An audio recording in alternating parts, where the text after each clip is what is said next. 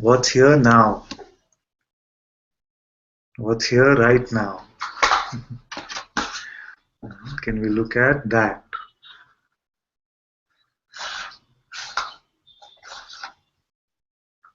Because the truth is here. We don't need to go looking around here and there to find the truth. The truth is ever present. In fact, I say that I'm not interested in that which comes and goes. Of what value would that be? If it is something coming and going, no matter how glorious it is, of what value would it be? It will only lead to more attachment, isn't it? Attachment and then suffering when it goes. So can we find that which is always present?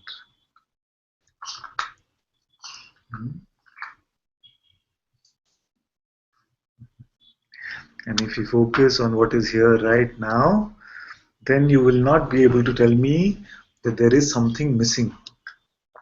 Something is always missing in experiences from the past or projections into the future. The most common one we hear is that it's all okay now, you say like this in satsang, but what about when I leave? And immediately we pick up this projection of the future, isn't it?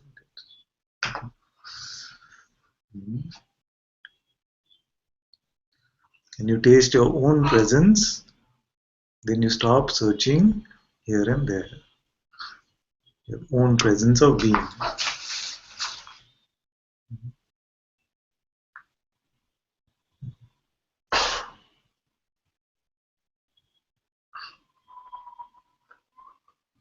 This is the presence that wakes up, and then we call it the waking state.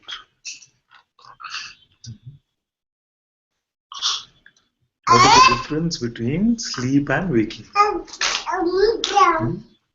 One way to say is that all these appearances are there in the waking state, isn't it? One way to say is like that. But the other way first is to see that first there's a me. All these appearances are arising for me, in my presence. Can there be an appearance without a me? Don't worry, it's fine. It's okay. I have two children of my own, so I'm used to it. So it's never possible to have an appearance of something without there being this perspective of there being a me. Can you say that I saw something but I was not there? No, it sounds like a silly thing to say, isn't it? We say that I saw something. It's always that I saw something. So the I must be always present. So we have to find out who is this I. Who is this one? This I sees our thoughts also. A thought might be coming now. A thought could even be, if it's your first time in satsang, it could even be, but this is little abstract, it's little something, but it's another thought, you see, just a thought. You are witnessing this thought. See? And this you who is witnessing this thought, this emotion, this external world, this you is who? Who is the witness of all of this?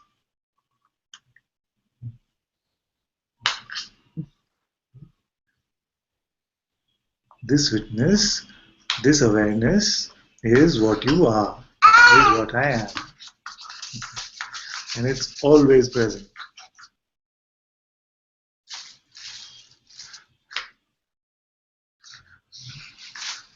And this witness has no trouble with any appearance coming and going. Isn't it? Huh? It's okay, it's good.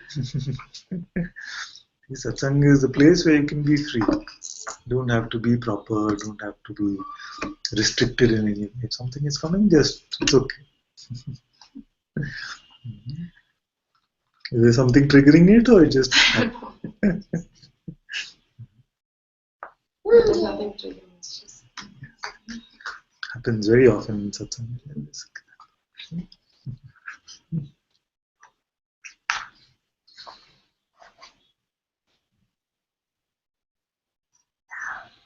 That's why I find that there is great beauty in this very simple pointing that just came up like this the other day, and I probably used it in every satsang after that, which is that all there is this big A of awareness and this small a of appearance.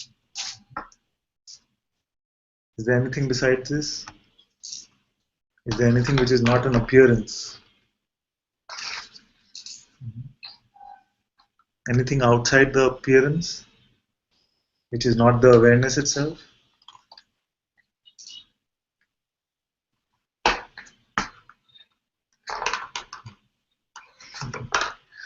And then if we see that all is appearance, then we find that as long as we are attached to some part of the appearance, as long as we are attached to some part of the appearance, or we want the appearances to go in a certain way,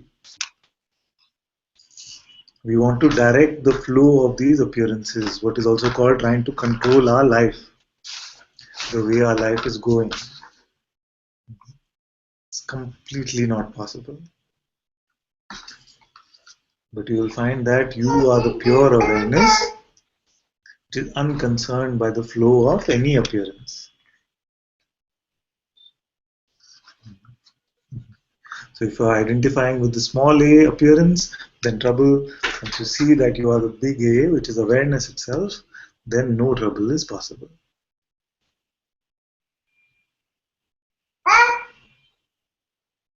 Can we keep it this simple?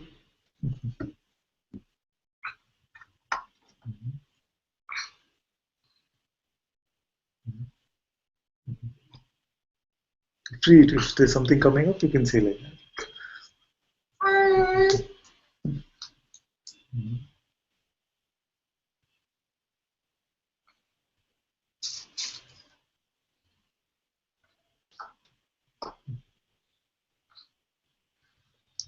Yeah. All that we can speak of must be content of the appearance, isn't it? We say my mind is very strong, mind is very strong. Or some strong emotion comes, fear comes, anger comes.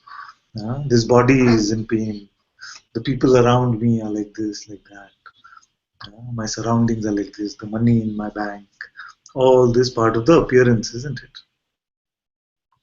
Can there ever be a problem which is not part of the appearance? And which appearance comes and stays? All appearances only come and go, isn't it?